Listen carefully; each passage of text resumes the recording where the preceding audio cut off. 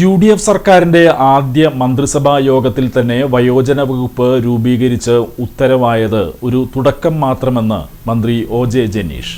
UDFന്റെ തെരഞ്ഞെടുപ്പ് പ്രചാരണ സമയത്ത് നൽകിയ വാഗ്ദാനങ്ങളിലൊന്നായ വയോജന വകുപ്പ് രൂപീകരിച്ച് ആദ്യ മന്ത്രിസഭാ യോഗത്തിൽ തന്നെ ഉത്തരവാക്കിയത് ഒരു തുടക്കം മാത്രമാണെന്നും സർവീസ് പെൻഷൻകാരുടെ അവശേഷിക്കുന്ന അവകാശങ്ങളും നടപ്പിലാക്കുവാൻ പുതിയ സർക്കാർ പ്രതിജ്ഞാബദ്ധമാണെന്നും യുവജനക്ഷേമ കായിക വകുപ്പ് മന്ത്രി OJ ജനീഷ് പറഞ്ഞു. സംസ്ഥാനത്തെ പൊതുവിഷയങ്ങളോടൊപ്പം കൊടുങ്ങല്ലൂരിന്റെ വികസന പ്രവർത്തനങ്ങളും ഏറ്റെടുത്ത് നടപ്പിലാക്കുവാൻ കൂടുതൽ സമയം കണ്ടെത്തുമെന്നും മന്ത്രി പറഞ്ഞു. താലൂക്ക് സർവീസ് പെൻഷനേഴ്സ് വെൽഫെയർ സഹകരണ സംഘം Arya eye care super speciality ഹോസ്പിറ്റലുമായി ചേർന്ന് നടത്തിയ നേത്രപരിശോധന തിമിര നിർണയ ക്യാമ്പ് ഉദ്ഘാടനം ചെയ്ത് സംസാരിക്കുകയായിരുന്നു മന്ത്രി. ഉണ്ടായിരുന്ന പരിപാടികൾ കുറച്ച് മാറ്റിവെച്ചുകൊണ്ടാണ് കുറച്ച് കൂടുതൽ സമയം നമുക്ക് ഇവിടെ ചെലവഴിക്കാൻ വേണ്ടി കഴിഞ്ഞത്. പ്രിയപ്പെട്ട കൊടുങ്ങല്ലൂരിൻ്റെ മുൻ MP, ചാലക്കുടി പാർലമെൻറ്റിൻ്റെ, നമ്മുടെ കൊടുങ്ങല്ലൂരെല്ലാം കൂടി ഉൾപ്പെടുന്ന ഈ പാർലമെൻറ്റ് മണ്ഡലത്തിൻ്റെ മുൻ MP കൂടിയായിരുന്ന ശ്രീ KP ധനപാലൻ ഇന്ന് രാവിലെ ആകസ്മികമായി നമ്മളോട് ഇവിടെ പറയുകയുണ്ടായി.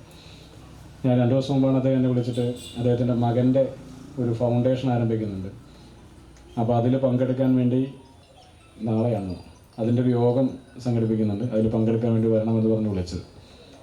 അതിന് കുറച്ച് ദിവസങ്ങൾക്ക് മുമ്പ് നമ്മുടെ KSEB റിട്ടയർ ചെയ്യുന്ന ഒരു ഉദ്യോഗസ്ഥൻ്റെ ഉസ്മാൻകയുടെ പരിപാടിക്കാണ് ജോണിച്ചാണ് ഞങ്ങളെല്ലാം ഒരുമിച്ച് പങ്കെടുത്തത്.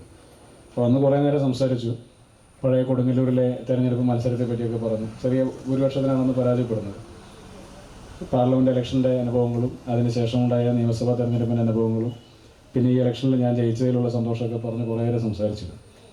അദ്ദേഹം ഇവിടെ MP ആയിരുന്ന സമയത്താണ് ഞാനിവിടെ KSUവിൻ്റെ നിയോജക കമ്മിറ്റിയുടെ പ്രസിഡന്റും ജില്ലാ ഭാരവാഹിയൊക്കെ പ്രവർത്തിച്ചിട്ടുള്ളതൊക്കെ.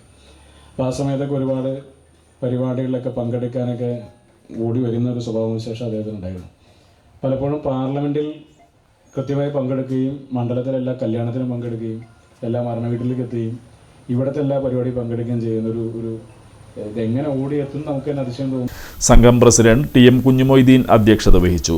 അംഗങ്ങളാണ് ഈ പെൻഷനേഴ്സ് സഹകരണ സംഘത്തിൽ അംഗത്വം എടുത്തിട്ടുള്ളത്. അവരുടെ സാമ്പത്തിക ആവശ്യങ്ങൾ നിർവഹിക്കുന്നതോടൊപ്പം തന്നെ ഇവിടെ സെക്രട്ടറി സൂചിപ്പിച്ച പോലെ ആരോഗ്യ സംരക്ഷണം കൂടി ഈ സീനിയർ സിറ്റിസൺസ് എന്ന നിലക്കാണ് ഈ മെഡിക്കൽ ക്യാമ്പിന് നമ്മൾ രൂപം നൽകുന്നത്. തീർച്ചയായും ഈ മെഡിക്കൽ ക്യാമ്പ് ഇവിടെ ഈ സംഘത്തിൽ രജിസ്റ്റർ ചെയ്തവർ 100-ലധികം പേരുണ്ട്.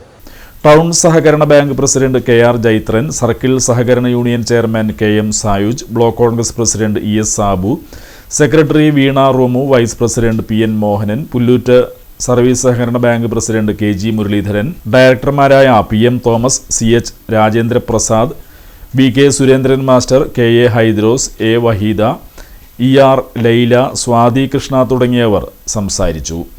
SSLC പരീക്ഷയിൽ ഫുൾ A+ നേടിയ സംഘം മെമ്പർ P സുരേഷ് ബാബുവിന്റെ മകൻ ആദർശ് P സുരേഷിന് മന്ത്രി ഉപഹാരം നൽകി.